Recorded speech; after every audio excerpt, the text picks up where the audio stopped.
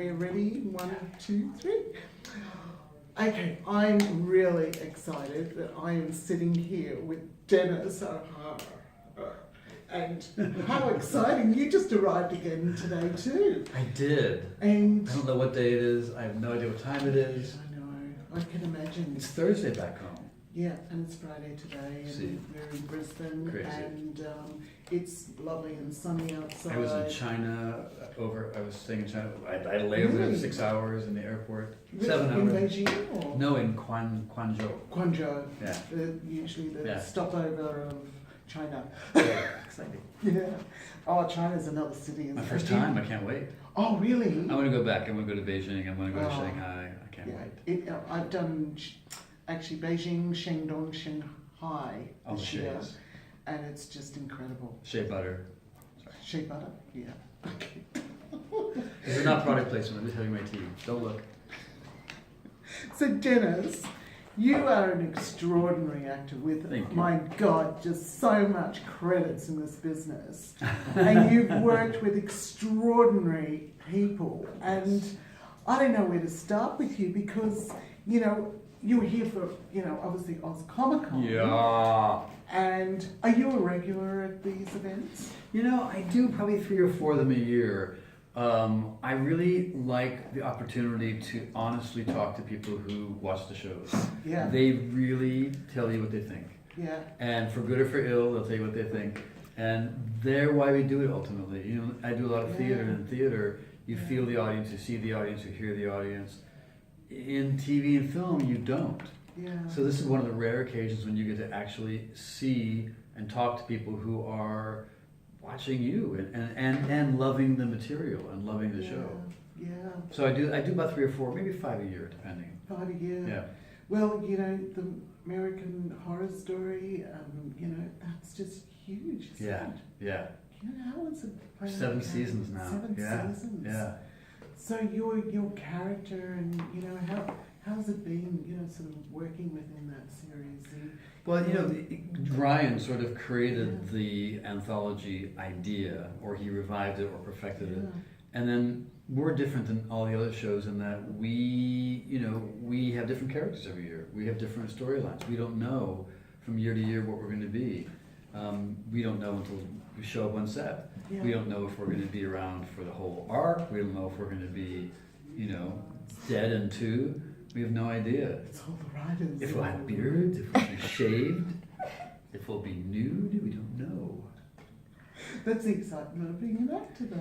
It is. It is. I think I would wither up and die if I did a show where I was playing the same character for 8 years, especially if I was like a cop, Yeah. going, well, the break-in occurred at 8:19, and the DNA evidence supports the. I'd be dead. Nothing wrong with those shows, by the way. They're great. I watch them. Okay. So what is your favourite show at the moment? I loved The Handmaid's Tale. I thought it was extraordinary. I love Master of None, Aziz Ansari. I loved Atlanta, Donald Glover. Yeah. I watched Project Runway. Project Runway? Yes, I watched Top Chef. I'm watching a show now called Better Things, which is this crazy show by Louis C.K. About a single mother raising kids. It's just incredibly obscene and really, really funny. I love Stranger Things because I like my sci-fi. I don't watch a lot of TV, but I watch like an hour a night, and I pick my things. Okay. You know what I mean? I have very Catholic tastes, as they mean, in the old sense of the small C. Okay. Yeah, eclectic. What's your favorite show besides mine? Oh, I don't know. That's hard for me. I flick to so many different things to sort of see. Do you binge watch? Yeah, I do. Does that mean Yeah. 3 episodes at a time? No, sometimes if I really binge, I watch the entire thing over 2 days. Do you even get up and go to the bathroom, or you just like, I don't just take my gadgets with me. sure, just stay there, don't Yeah, move? yeah, Yeah. 'cause, you know, Like those kids playing games for like 24 hours. They die, you know. I'm just saying. Binge watching can kill you. I'm just saying. warning, warning. Well, another thing you have interacted with is so many Aussie actors. You've worked a lot with, you know, here Aussies. Mel Gibson Yes, we did a show called Edge of Darkness. Edge of Darkness. He didn't kill me in that. Somebody else killed me in that. Ray Stevenson killed me in that. That was back. We shot that in Boston. It's a great movie. He plays sort of unhinged detective revenging. Well, I'm gonna give away the plot. Mel, and then Ryan Quanten on True Blood. Anna Paquin is not an Aussie, so we won't really count her.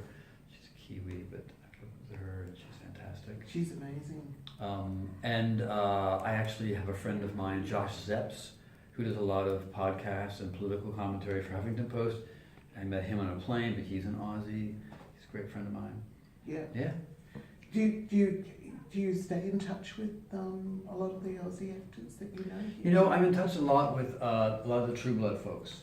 We're a pretty tight bunch, and so I whenever I have a chance, I can see them.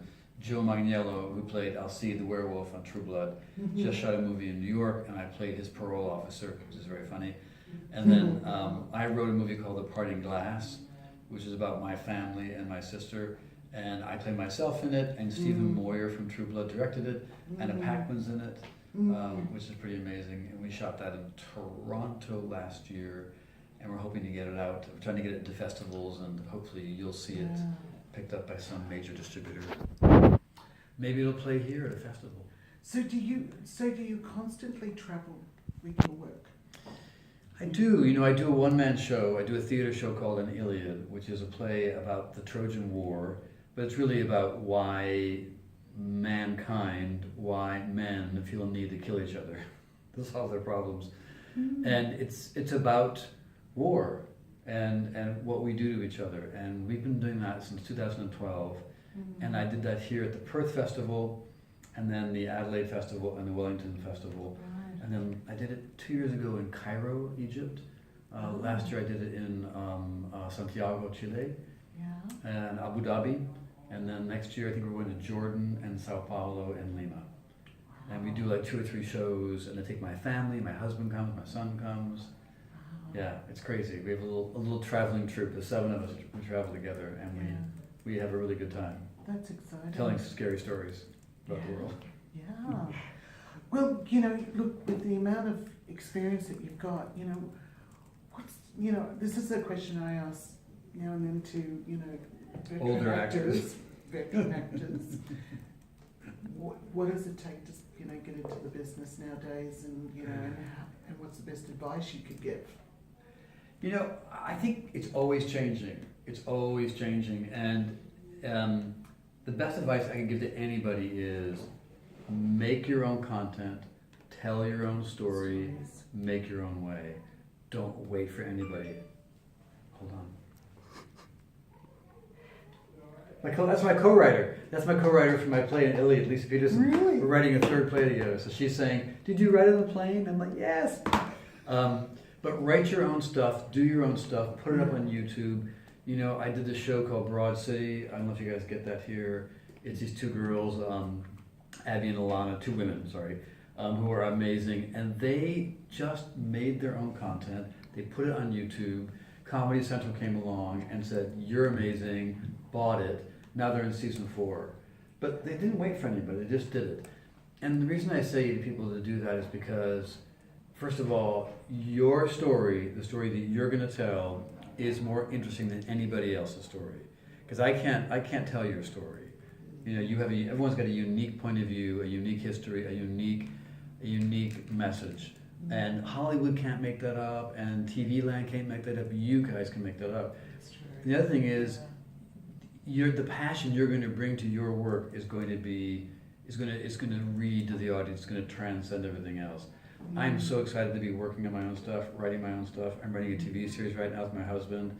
Don't know if we're going to ever get anywhere with it, but we spend all of our time thinking about it and working on it, and it gives me meaning, gives me purpose. Yeah.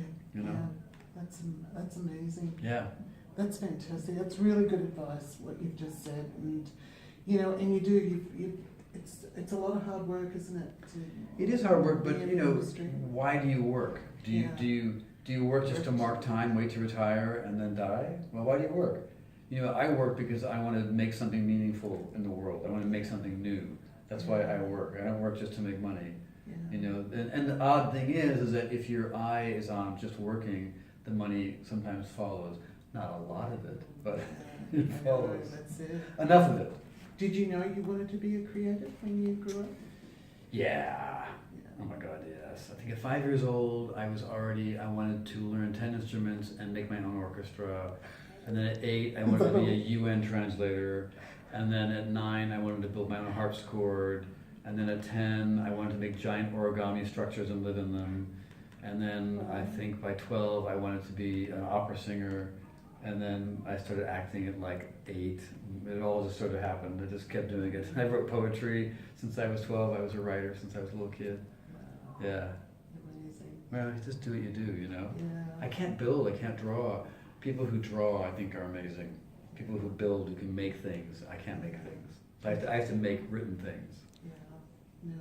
Well, you're absolutely extraordinary. Oh, well, thank and you. I'm just, thank you for your time today. Of course. And I'm really, looking forward to all your future work. And it's wonderful to Good. have you here in our city. Good. Again, cheers.